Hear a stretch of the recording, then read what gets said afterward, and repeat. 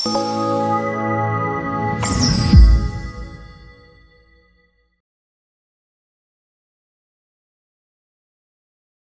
పేరు doctor CL Venkatrao. నా cell number, WhatsApp number 9848055806 9848405586. ఇంకో number, cell number, WhatsApp number 9866308414 9866308414. నేను గతంలో 7 సంవత్సరాల పాటు మెడికల్ కౌన్సిల్ ఆఫ్ ఇండియా సభ్యుడిగా పనిచేశాను. సభ్యుడిగా పనిచేసినప్పుడు ఈ వైద్య కళాశాలలు ప్రైవేటు, గవర్నమెంటు స్థాపనకు కావలసిన కనీస ప్రమాణాలు, తర్వాత ఎంబీబీఎస్, పీజీ కోర్సుల్లో అడ్మిషన్లకు కావలసిన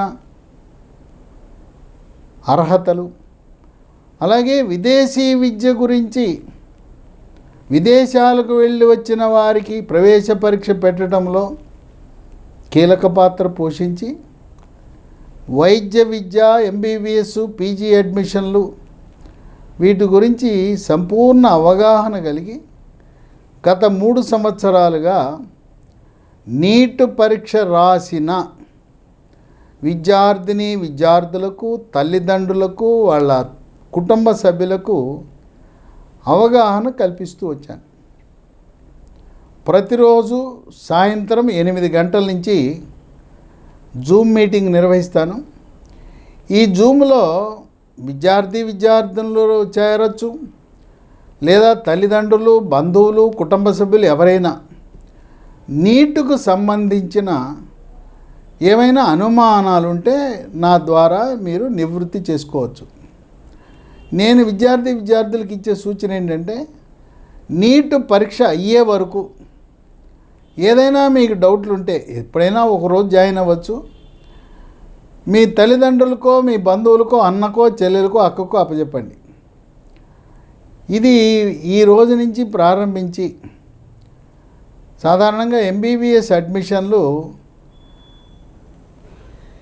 ఆగస్టు నెలాఖరుతో పూర్తవుతాయి. ఆయుష్ అడ్మిషన్లు నవంబర్ నెలాఖరుకు పూర్తవుతాయి. కొన్ని సందర్భాల్లో ఆయుష్ డిసెంబర్ నెలాఖరు వరకు కొనసాగుతాయి. నా లక్ష్యం విద్యార్థులకు, తెలుగు రాష్ట్రాల వారికే కాదు, ఇతర రాష్ట్రాల్లో భారతదేశంలో ఉండే ఏ విద్యార్థులకైనా నీట్ రాసిన వాళ్ళకి ఎంబీబీఎస్లో ఎలా దరఖాస్తు చేసుకోవాలి, ఆల్ ఇండియా కోటాలో 15% సీట్లు ఆల్ ఇండియా కోటా కింద ఉంటాయి. గవర్నమెంట్ కాలేజీలో ఉండే సీట్లే ఆల్ ఇండియా కోటాకు వెళ్తాయి. 85% రాష్ట్ర ప్రభుత్వాలే వాటిని నింపుతారు. అట్లాగే ప్రైవేటు వైద్య కళాశాలలో ఆల్ ఇండియా కోటా లేదు.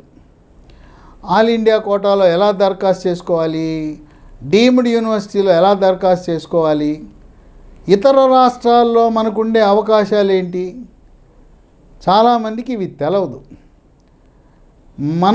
నా లక్ష్యం తక్కువ మార్కులు వచ్చినా ఎంబీబీఎస్ సీట్ని ఎలా సాధించాలి, ఆయుష్లో ఆయుర్వేదం సీట్ ఎలా పొందాలనే చిట్కా, మెలకువలు మీకు తెలియజేయటమే.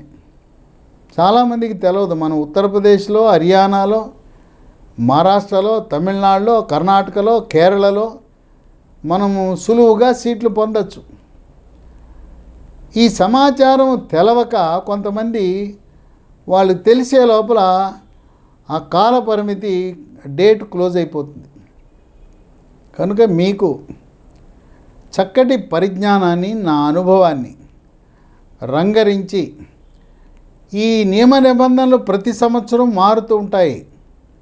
కనుక ఈ సంవత్సరం విడుదలైన మనము నోటిఫికేషన్లు, నియమ నిబంధనలు, ప్రాస్పెక్టస్ చదువుకోవాలి, కానీ గత సంవత్సర అనుభవాల గురించి మనం మాట్లాడకూడదు. ఈ రోజు నుంచి మీరు ఎవరైనా కూడా వాట్సాప్ గ్రూపులు పెట్టాం, ఒక 4-5 వాట్సాప్ గ్రూపులు ఉన్నాయి. వాట్సాప్ గ్రూపుల్లో చేరితే మీ అనుమానాలు ఎవరైనా ఉంటే నా సహచరుడు రవి అని ఉన్నాడు, ఆయన మీ అనుమానాలని ఎప్పటికప్పుడు వాట్సాప్ గ్రూపుల్లో నివృత్తి చేస్తుంటాడు.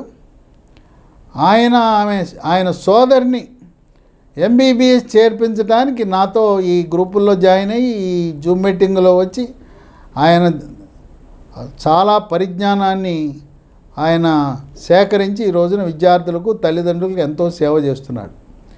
కనుక మీరు నా వాట్సాప్లో నాకు వాట్సాప్ లింక్ పంపండి, లేదు జూమ్ లింక్ పంపండి అంటే మీకు పంపిస్తాను. వాట్సాప్ గ్రూపులో మీరు అడిగిన ప్రశ్నలకి రవి అనే యువకుడు మీకు సమాధానం చెప్తాడు.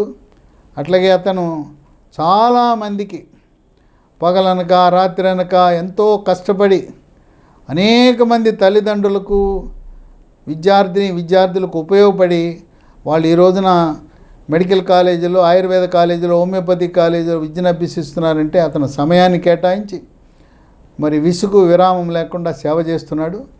కనుక మీరు నా వాట్సాప్లో నేను ఇచ్చాను కదా నంబర్లు, దాంట్లో వాట్సాప్ లింక్ పెట్టండి, జూమ్ లింక్ పంపండి, నేను మెసేజ్ పెట్టండి. మీరు ప్రయత్నం చేయండి ఫోన్ మాట్లాడడానికి, ఎందుకు మెసేజ్ పెడితే నేను మీకు పంపిస్తాను. ఈ జూమ్ లింక్లో నేనే మీకు సమాధానం చెప్తాను. వాట్సాప్లో రవి మీ అనుమానాలకు, మీరు ప్రశ్నలకు ఆయన సమాధానం చెప్తాడు.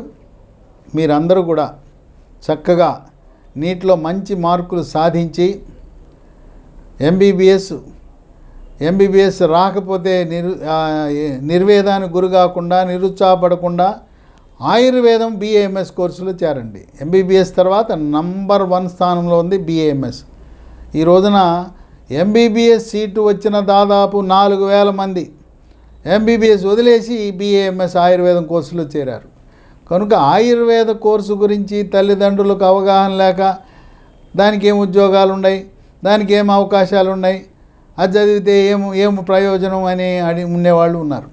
కనుక మీకు పూర్తి అవగాహన కల్పించడానికి నేను సంసిద్ధంగా ఉన్నాను.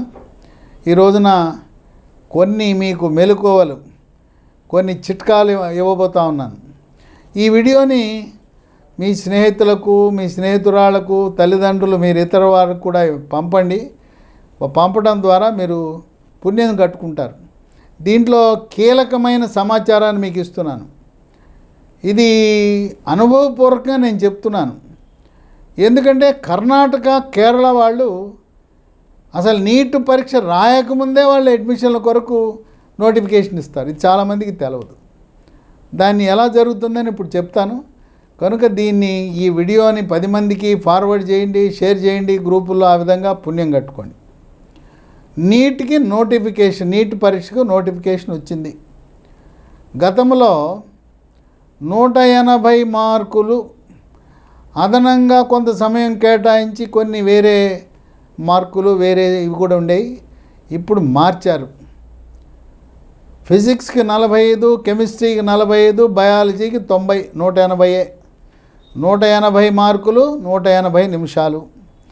మధ్యాహ్నం 2 గంటల నుంచి 5 గంటల వరకు పరీక్ష ఆదివారము 4 మే 2025. ఈ సంవత్సరం జరిగిన మార్పు ఏంటంటే ఎంబీబీఎస్, బీడీఎస్, ఆయుష్, బీఏఎంఎస్, బీహెచ్ఎంఎస్, బీయూఎంఎస్, బీఎస్ఎంఎస్, సిద్ధ, వీటితో పాటు గతంలో బీఎస్సీ నర్సింగ్ ఢిల్లీలో వంటి ప్రతిష్టాత్మక నర్సింగ్ కళాశాలల అడ్మిషన్లకి నీట్ ద్వారా ఎంబీబీఎస్తో పాటు దరఖాస్తు పెట్టుకోవాలి. ఇప్పుడేం చేశారు, మిలిటరీ నర్సింగ్ కాలేజీలలో అడ్మిషన్ పొందటానికి నీట్ పరీక్ష అర్హత ఆధారంగా అడ్మిషన్లు ఇవ్వబోతూ ఉన్నారు. కనుక మిలిటరీ నర్సింగ్ కాలేజీలో అడ్మిషన్లకు ఈ నీటే ప్రామాణికమని గమనించండి. ఇంకొక మార్పు, వెటర్నరీ కోర్సు